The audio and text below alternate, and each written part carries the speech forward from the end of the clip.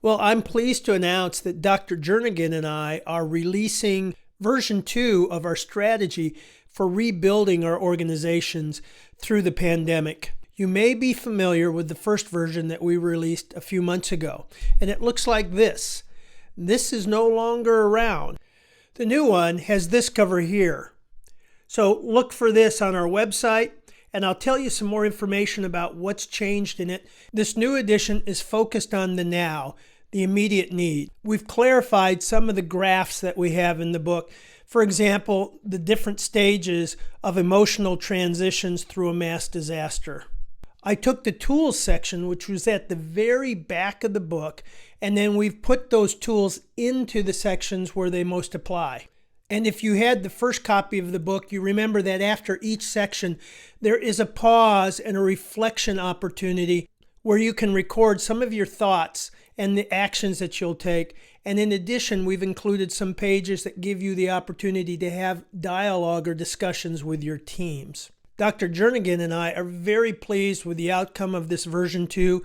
A lot of it was because of the feedback you gave us on version 1. So I'd like to walk through what's in the book and what you can look forward to. The workbook is divided into 5 sections. The very first section goes through the different areas of understanding the mental health needs that we have at this time.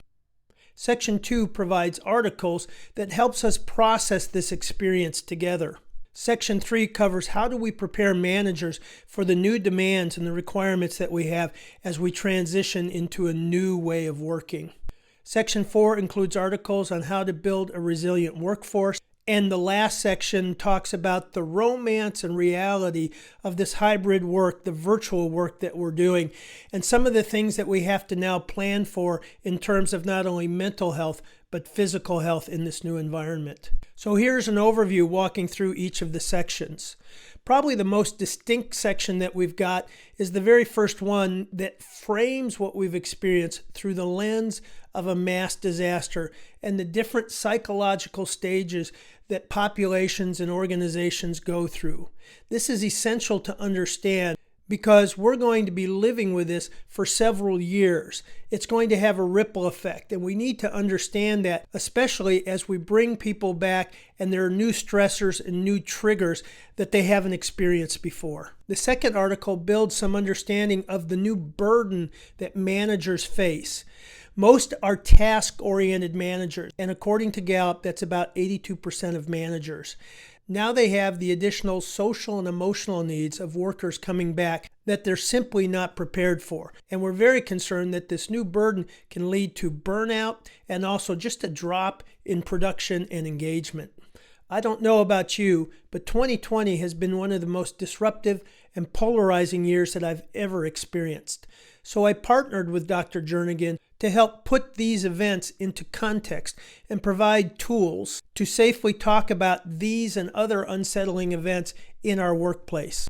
Dr. Jernigan is concerned that if we can't have a safe way to have these kinds of conversations, to unpack them together, that the alternative is that we bottle them up. And if we bottle them up, then there's only 2 places they can go. They will either go internally, and that unprocessed anxiety will erode our mental and physical health, or they will get expressed in damaging behavior. In May, I began to see all of my clients going through some phase of Kubler-Ross's 5 stages of grief. I wrote a blog on it, and that blog became our most requested article, which then turned into a webinar. We've taken that and updated it and included an article on why everybody is going through one of the 5 stages of grief. One of the goals of the article is not only to give us understanding of where we might be individually in these 5 stages, but also take away some of the stigma of talking about this in the workplace and giving us some language, common language, to help us all process through together. In the final article of this section, we talk about why employees have lost their trust in the institution's ability and organizations to protect them through times like this. This article talks about why we need to rebuild this trust and how we go about doing that. Organizations will have to weave rebuilding trust into every touch point they have with their employees. The The next section looks at how do we prepare our managers. Managers are either the linchpin or the Achilles heel of all organizations during this critical transition. The first article looks at the gap between what they're competent in traditional management and where they need to be. The second article in this section points to lessons that we've learned in classrooms that work with psychologically at-risk children. The skill set that teachers are developing is called social emotional literacy. Now, in the workplace, we call this emotional intelligence, but this takes emotional intelligence into a whole process and training model. In the third article, we took some lessons we learned from a military expert on how managers deal with the fog of war, how they narrow the battlefield and provide managers with more focused attention. We've used that and applied it to the Gallup Q12, the 12 elements for engaging employees.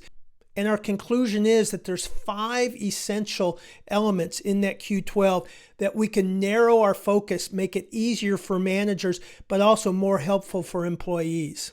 The final article introduces a tool that managers can use built on what's called dialectic therapy. Dialectic therapy is a storytelling methodology used in groups that have experienced either trauma or tragic events. Collective storytelling process helps individuals and groups process through their experience, give it meaning, and provide a way to move forward. We've included 3 story templates in the workbook for this section that you can utilize. The next section deals with building a resilient workforce. The first article in this section explores how we find a healthy rhythm to this new work world that we're in. It looks at some of the health side effects of this hybrid work and preventative strategies.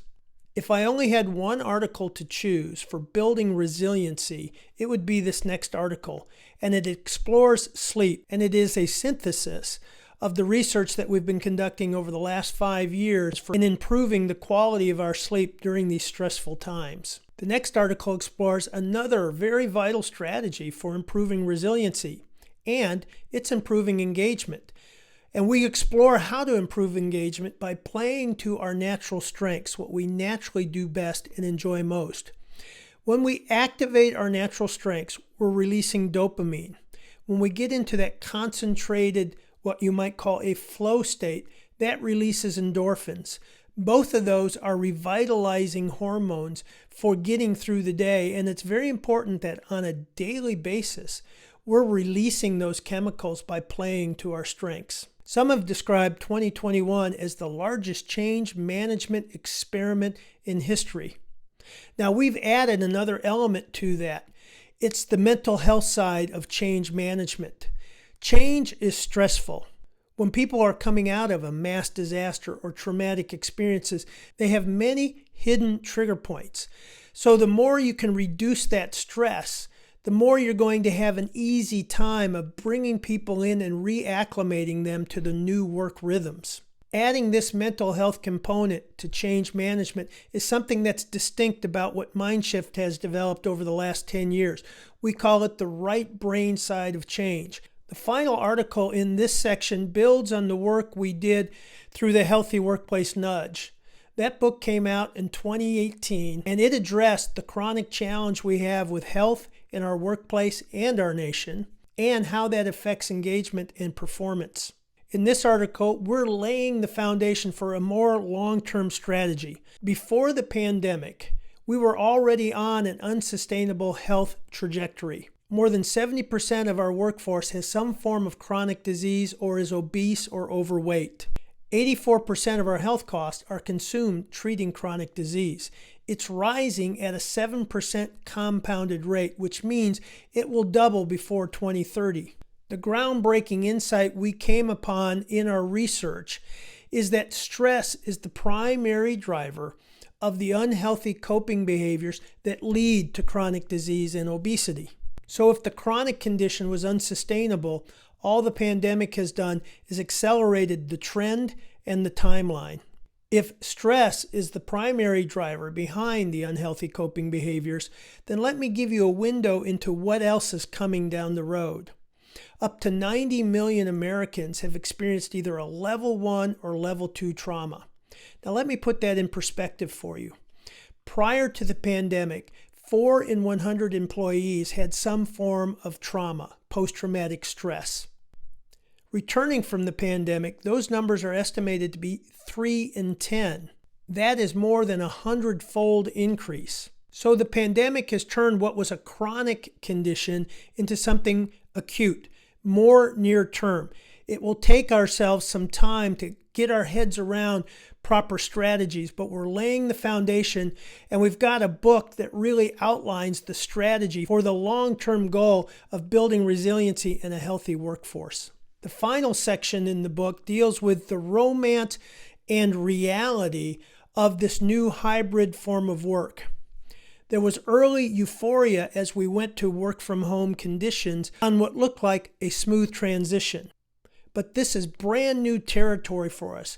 We have not gained enough experience to know how to properly structure this work or help people remain sustainable. Let me give you an example. My brain consumes more energy through the lens than it does in live environments. In live environments, your brain consumes about 20, maybe 30% of your overall calories per day. That's a lot. It's the most calorie-consuming organ in your body. In this environment, we're consuming 40 to 50% of our overall calories. Our firm has been tracking this for several years using the latest health tracking devices. Here's what we found. In a recent 4-hour workshop that I delivered, I consumed more than 3,200 calories in 4 hours. One of the tracking devices that I use translates the strain on your body to walking equivalency. How many miles did you walk? In that 4-hour workshop, it listed that I walked 35.6 miles. That was the strain. We've come up with a rough calculation on the amount of strain from the work that you're doing. So for example, if you're working an 8-hour day, 6 of those hours are in this virtual environment. You're working the equivalency of a 14-hour day. And I've been coaching people who are working 10-hour days with 8 hours on the screen. That's the equivalent of an 18-hour day. So if you're wondering why by 3 p.m. in the afternoon you're completely drained, this is the reason. So we address that, and we go into more of the implications and how to manage it in the workbook. So where do we go from here? Dr. Jernigan and I have been supporting companies through this process, and we're continuing learning more and trying to stay on the front edge of this information. The next magazine will cover the 6 principles for post-traumatic growth, or building resiliency. This research was developed by Dr. Seligman as he looked at over 1 million soldiers coming back and close to 500,000 of them having experienced post-trauma. Some had post-traumatic stress syndrome. A small percentage actually came back more resilient. So we look at the principles that these soldiers had and how do we build those into our lives so we come back stronger through trauma, through stressful times. A third magazine will deal with what's next, the work transition, the culture transition, how we might restructure work, what work might look like through the transition period. By the end of the year, we will have a longer view version of this. So think of this as what's now, what's next, and then the longer view. The purpose of these magazines is not only to keep you current, but help you get ahead of the curve to anticipate what's coming so you can not only prepare yourself, but prepare your organization to become more resilient and be ready for anything that might come up in 2021. Take care. I look forward to talking to you.